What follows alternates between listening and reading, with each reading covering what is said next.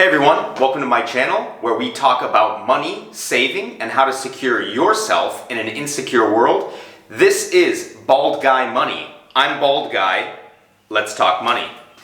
So before we start, if you like what we're talking about today, please hit the like button. That helps get this message to more people who may need to hear it. Also, hit the subscribe button and bell notification to make sure you don't miss any of the valuable information I'm sharing here on the channel. Okay, so just a disclaimer, this is not financial advice. What I do is I give you a glimpse into how I see things as someone who has been able to successfully build personal wealth as an average bald guy. Simple as that. So, the last thing, if you really want to get the most out of this video, be sure to watch till the very end. That's where exactly we're going to cover how I've been able to protect myself from inflation over the last 15 years. Okay, so let's get started. Today we're talking about inflation.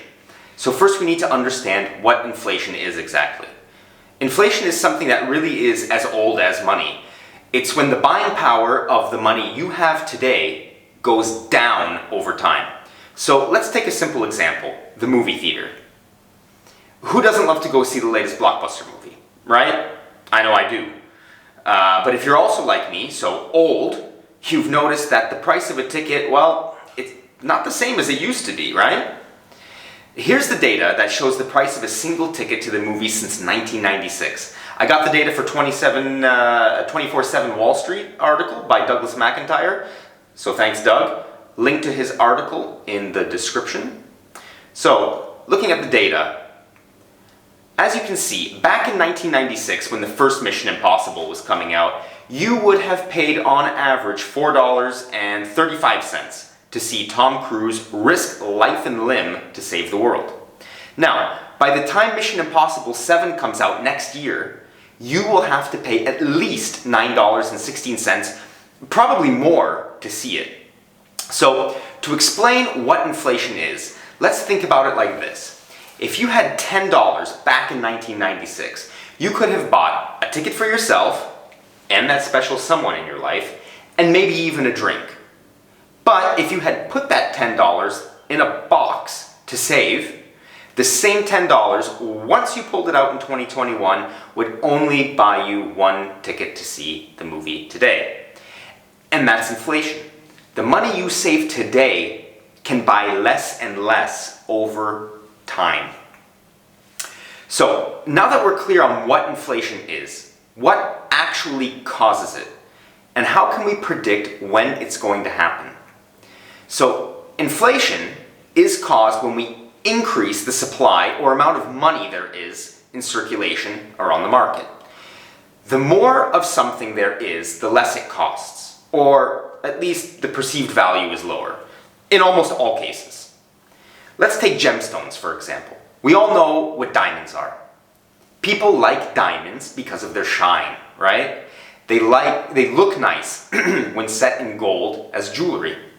And people like the fact that they're not as common as the rocks you kick around on the ground, which are relatively worthless. But what if we compare a diamond to the rarest of all gemstones? Muscovite. Hope I'm saying that right, by the way. So, a diamond costs around $4,000 per carat. It's a lot of money. But muscovite costs around $35,000 per carat. And the reason is because muscovite is extremely rare. So rare that they were only discovered really in 1967, whereas diamonds have been around for more than 4,000 years. And how this example applies to our question of what causes inflation is simple. The more dollars there are, the less they're worth. The more dollars that come into existence, the less that paper you keep in the bank can actually buy, as illustrated in our movie ticket example. So, how much is the dollar supply actually increasing, and how much is the dollar losing in value every year? Well, take a look at this.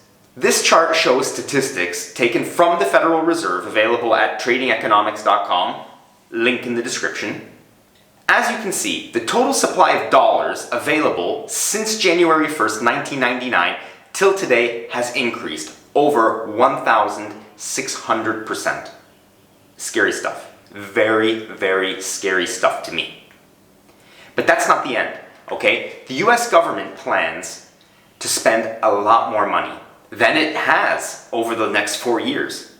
And they've even recently approved $1.2 trillion in infrastructure spending that will presumably increase the money supply by another 6%, because we know that they don't have this money, okay? So, that's not all. According to this article from the New York Times, this constitutes only a small fraction of the expansive $4 trillion economic agenda Mr. Biden has proposed. And it continues to say, later on in the article, that senators like Bernie Sanders want to increase that to $6 trillion, meaning a potential 31% increase on what we already have today. Okay, so how does all of this impact prices? What does history tell us, and how can we use those numbers to learn?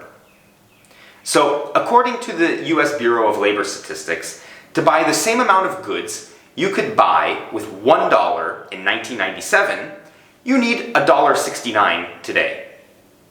So let's quickly understand what that is.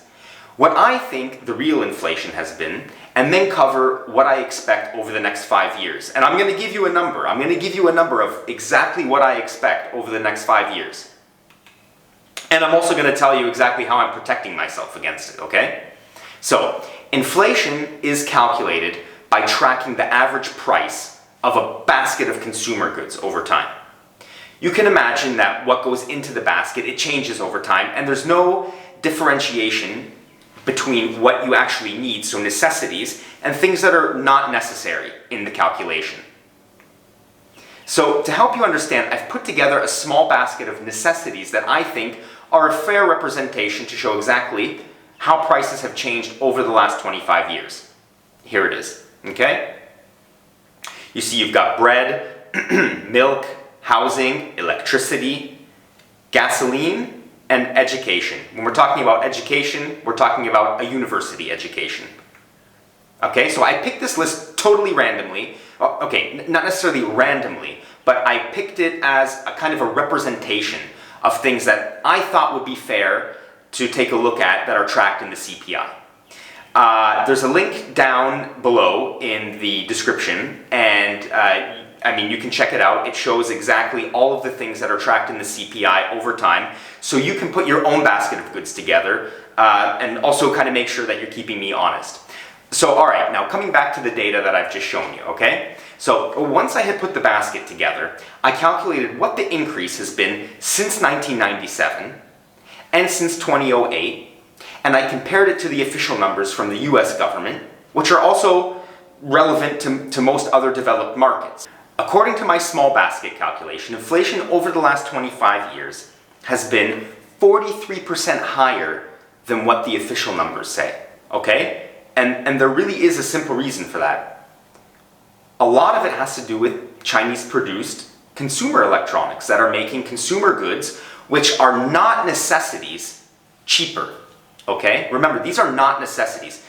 Just take a look. Computer software, accessories, and televisions have actually decreased by an average of 3% per year over the last 25 years.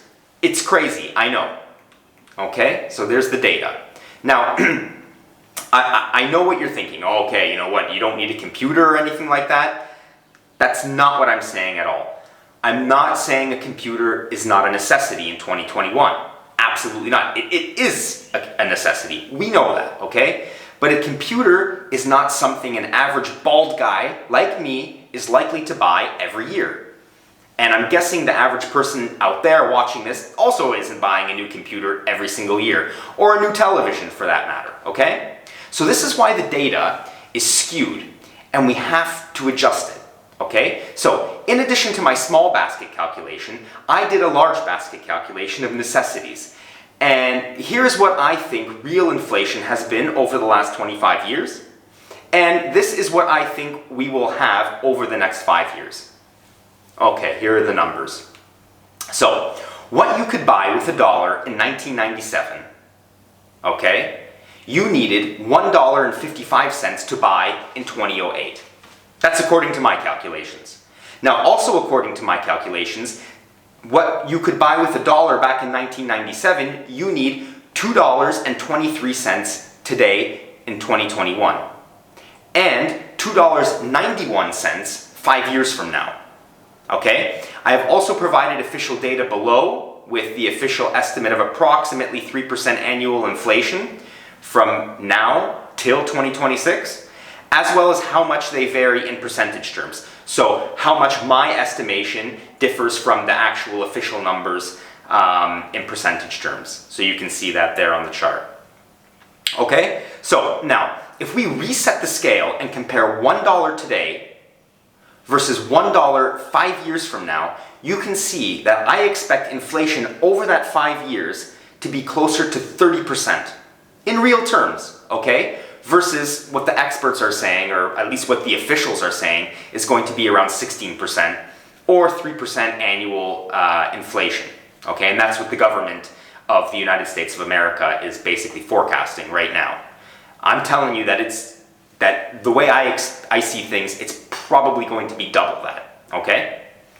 So you can see the numbers here. So if you have $130 in cash today and keep it for 5 years, it will only buy you what $100 today will get you, okay? I'm trying to put it in as simple terms as possible. Now, the same goes if you have $130,000 today.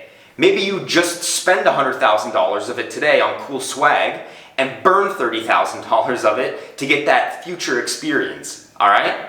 Of course, I'm joking about that part, but at least now you know why it is I take measures to protect my money, because I'm not actually interested in burning any of it.